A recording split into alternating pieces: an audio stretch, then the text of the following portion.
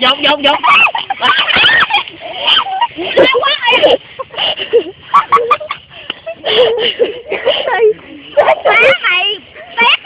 Giờ bị đánh nha, giờ bị đánh nha, bỏ chặt cái con, bỏ chặt cái giật trong cái con vợ.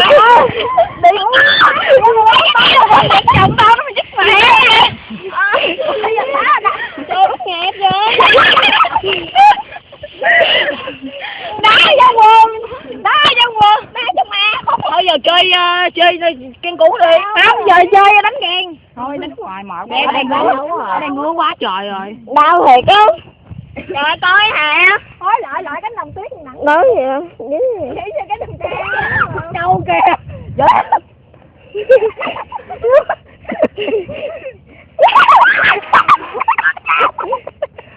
Đau quá.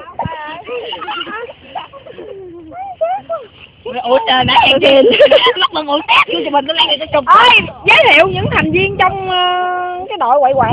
Ôi giờ bắt nhạc đi rồi một cái bắt nhạc cái quay Bà lên. ngoại giúp xài. Đây chính là bà ngoại giúp xài. Còn đây là bà ngoại tốt.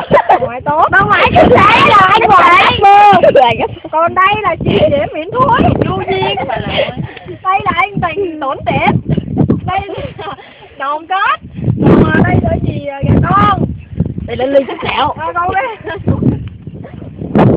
Còn đó là anh Thủy Tiên. Thủy. Đây là chị Tô Ánh Nguyệt. Còn đây là chị Tô Ánh Nguyệt. Gọi vô. Nè giờ quay clip nè. Đi Quay. Ngoại nhà giúp xài. Quay hà. Quay này. Có quay biết ca nhạc luôn á.